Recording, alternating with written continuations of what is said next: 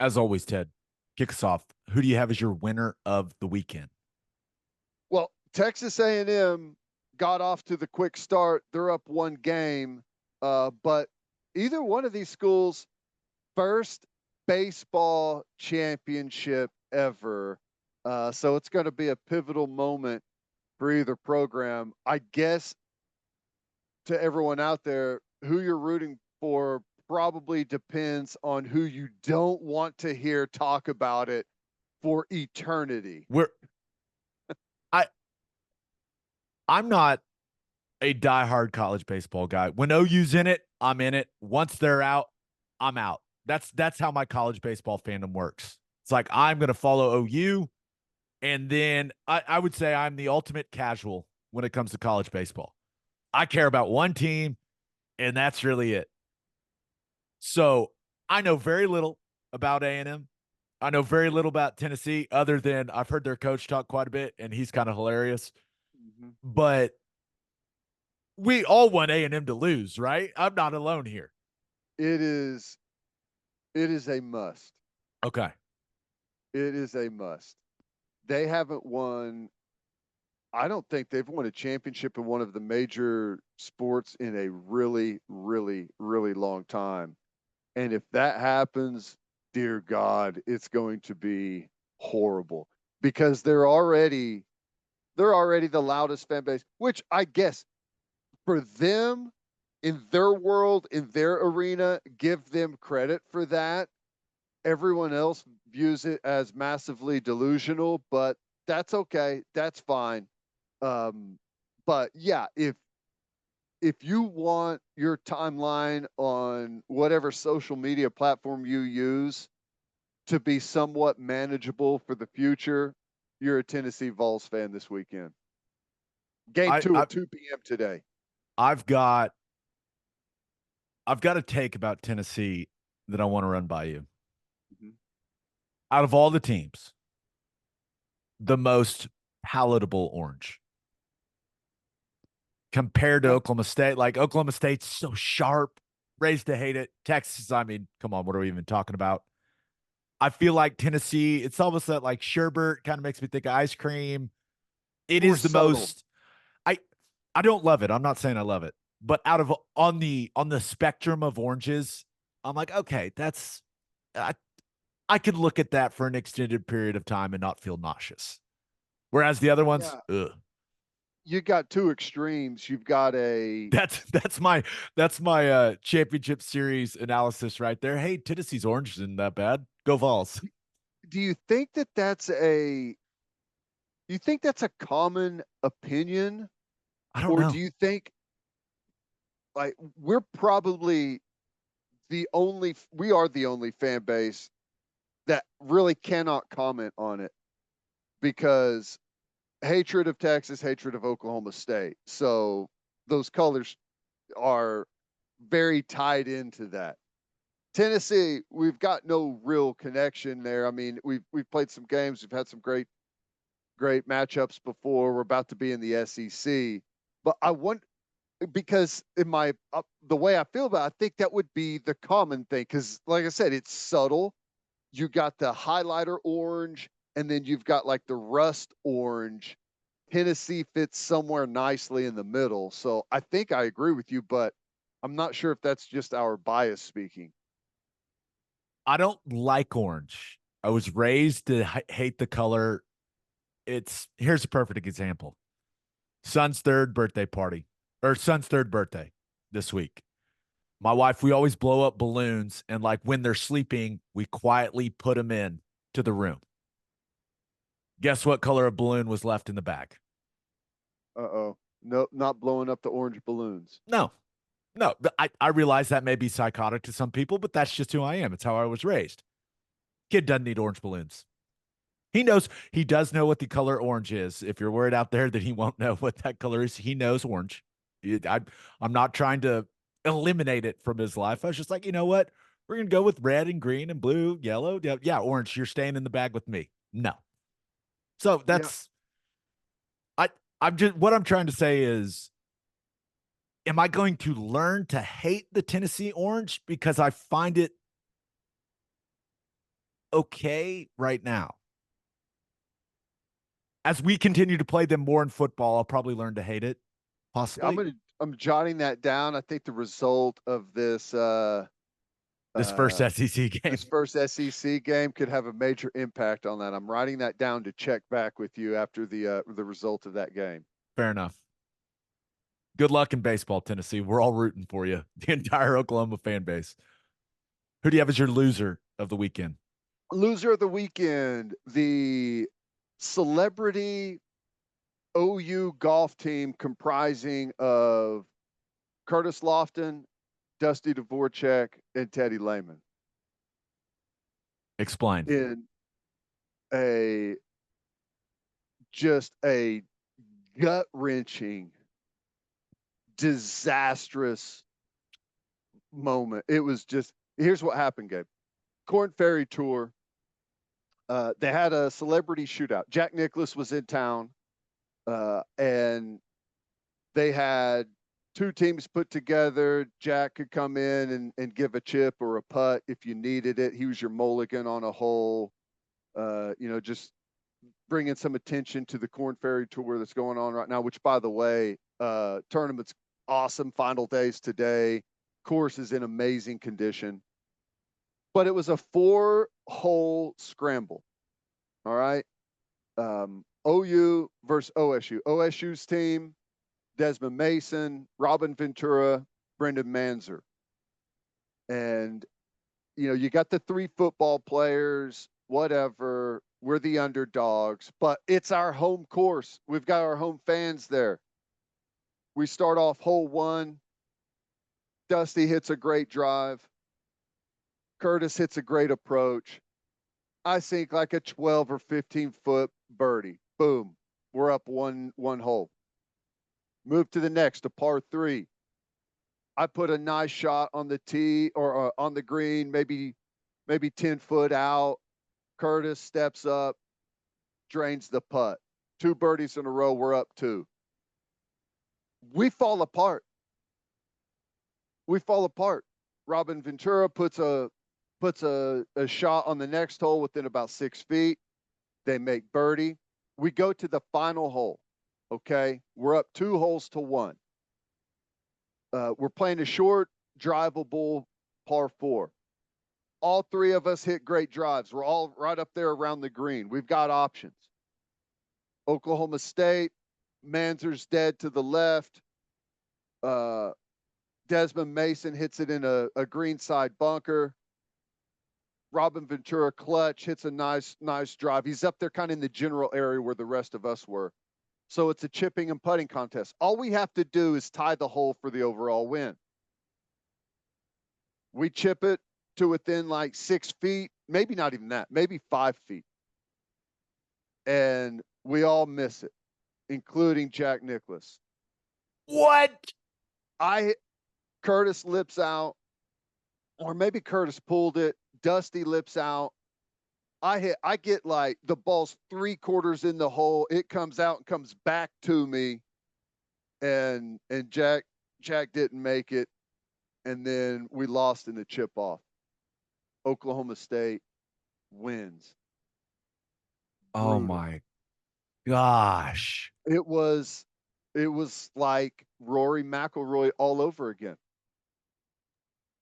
Did you feel like we didn't make fun of Rory that much? No. We didn't. I don't think we. This isn't karma. It's not like we piled on Rory, but I'm sorry this happened. And I'm sorry that you told the story because I don't think a lot of people would know the story, but you just told thousands and thousands and thousands of people the story. I want everyone to know about it. And I want all of the pain to come pouring down on top of me like a waterfall is what I want.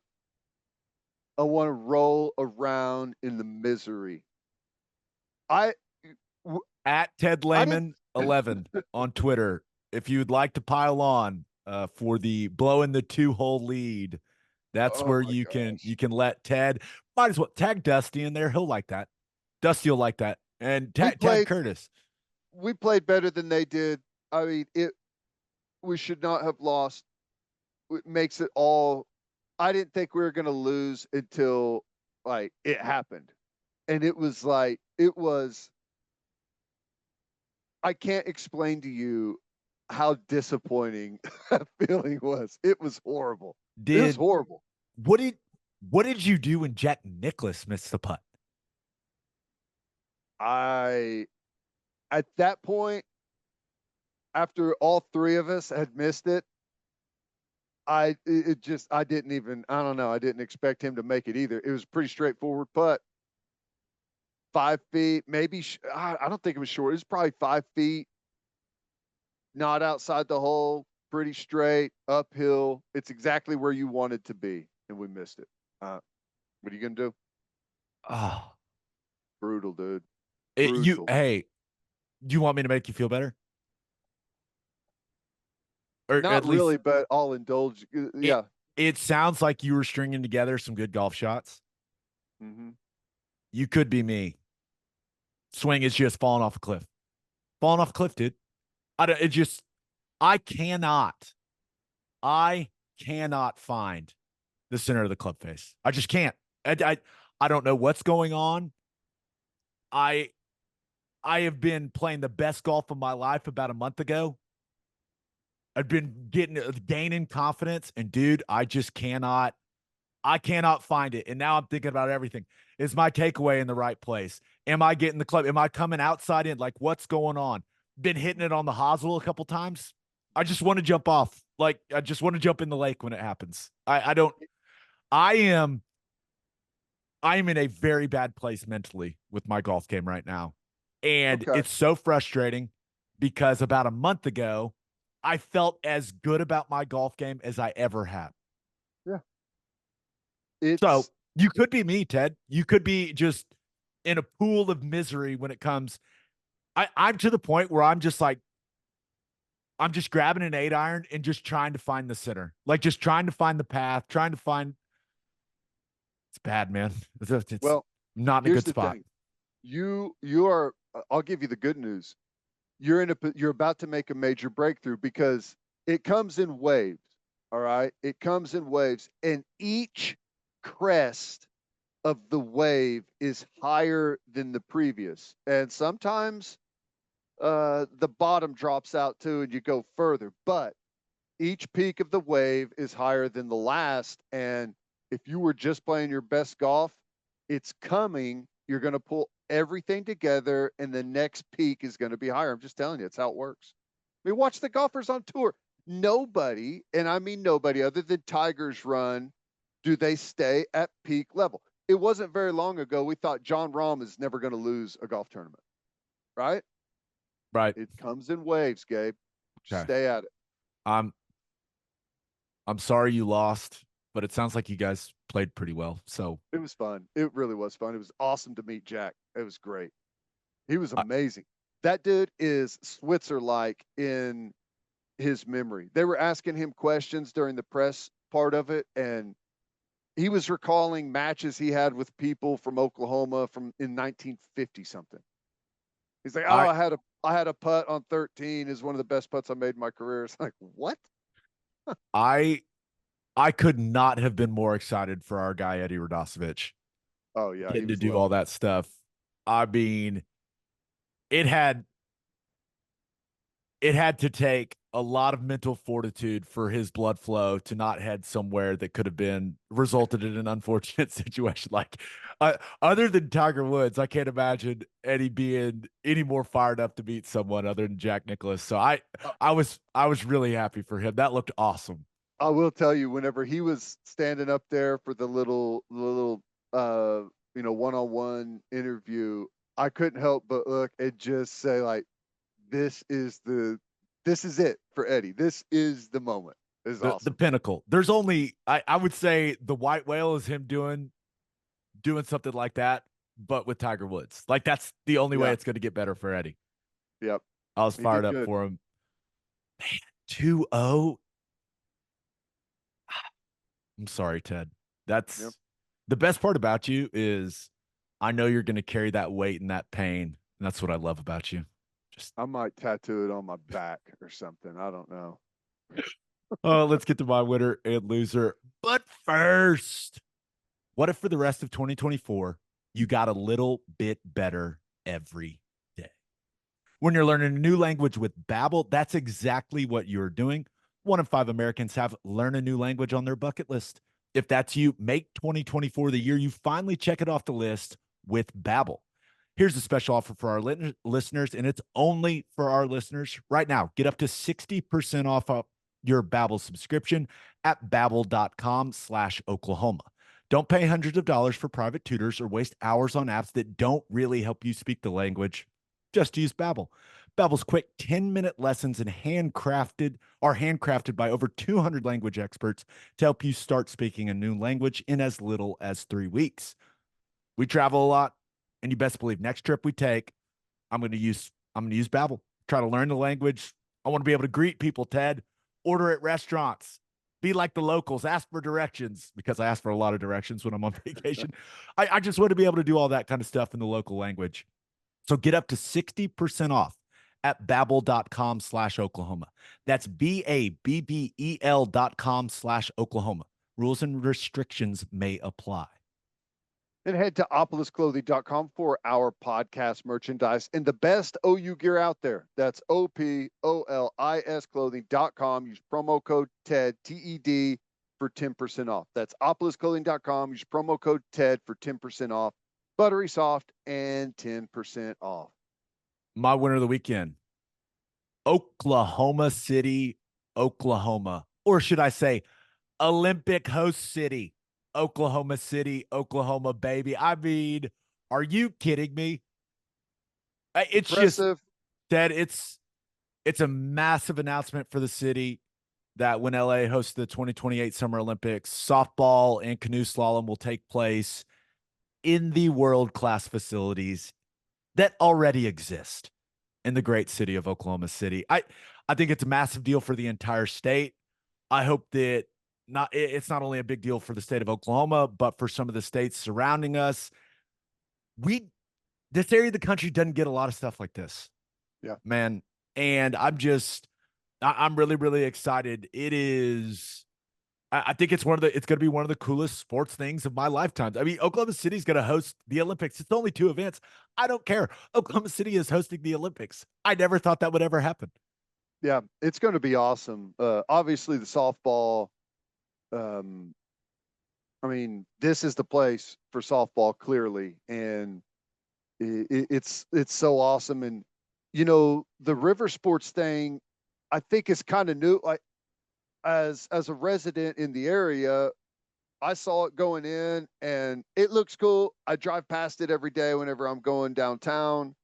I haven't gone and done it yet, but I think it's going to bring a renewed focus into what all that is and how big of a deal it is to have all of that here, and probably, I'm guessing, generate some more interest from kids and everyone locally that are, I'm sure, going to go out there and see it. And I don't know, I saw the release and I guess I didn't read through it in detail, but I would guess that there's also going to be some money coming in to make improvements or additions to both of those facilities, right? I mean, that seems like that'd be the case.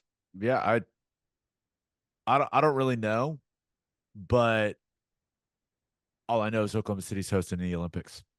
Yep. And there's going to be an Olympic shirt with the Olympic rings that says OKC underneath it. Yep. And how cool is that? And I understand. I saw clearly people around here, an overwhelmingly positive response to the news. I did see some of the softball athletes express a little disappointment, because I get it. Part of the Olympic experience is being around other Olympians, getting to go to the other events, being in the Olympic Village. Like, I get that, but you don't have to look far. All you got to do is look at the Paris Olympics for what the alternative could look like for softball. There is no softball in this Summer Olympics. And so while I get some of their frustrations, it's also, you're getting to compete in the Olympics and represent your country. So the bottom line for me is Oklahoma City stepped up when LA didn't want to. and said, "Hey, yeah, we'll do these. We'll do these events." And from some of the conversations that I've had, the city is determined to do absolutely everything they can to make sure that these athletes and fans have an incredible experience while they're here in Oklahoma City for the Olympics. So I understand some of the frustrations, but man, I'm just fired up. Yeah. No, I get it, but I think it comes from a place of not really understanding how the Olympics typically work. I think when you watch it on television, you imagine that it's all in one area, but this is how almost all Olympics are in host countries. It's spread out all over the place. And, the last thing you want to do, because we've seen this in years past, China, I think you saw some of it in Brazil with the World Cup. You don't want to have to spend tons of public money on these massive venues that are used once and one time only, and after that they fall apart in disrepair. If you can use existing facilities, it's better. And it's really typical that this is how it works. In most Olympics, you have different sites for different events. And I understand that you want to be a part of the action, but I guess I don't know that they're necessarily, I don't know. The main point is you're right. One of the alternatives is we won't have softball. I mean, you're kind of on the edge, and it's a growing sport around here. So, that we want to have it, and the United States wants it to continue. And I don't know what it's like in the other countries. So I don't know. I guess I'm thrilled though. I'm with you. I think it's going to be awesome and awesome for the city. And, with the makeover that Oklahoma City's had over the last, 15, 20 years, it's an awesome opportunity to showcase that to the world. One other thing, just had to be a really, really rough day for you need to move the Women's College World Series out of Oklahoma City crowd. They're playing the damn Olympics there. I know it. Tough seed for that crew. In the release that I don't know if it was the official release. I think it was, but it said they're the largest capacity softball stadium on the West Coast, not just LA, like the entire West Coast is 2,000 seats. So crazy. I know. You're way over that. I don't know anything about canoe slalom. Best believe I'm going to learn. I want to be dialed. I want to be dialed for canoe slalom in 20. I'm not saying competing. Don't look at me that way. No, I mean I'm just learning the sport. This could be your sport though. Could I become the canoe slalom guy? Am I going to announce the Olympics? Let's go. You're going to have to, you're going to have to really start immersing yourself now. Do we think we've got time? Do we think we can get our guy Chris Plank in the play-by-play seat for Olympic softball? Yeah. Who's got the Olympics? NBC? Boy, don't get me. I don't know who has it, but they don't broadcast any softball. They need someone. Plank's perfect. Yeah. Yep. Plank's Plank our guy, and Beth Mowens. for sure. Alternating. Boom. Let's go. Yep. I'm down for that. And I know Plank would knock that out of the park. He's going to have to brush up on his international softball players. Can you throw that into the mix for him? Is he juggling too many things already?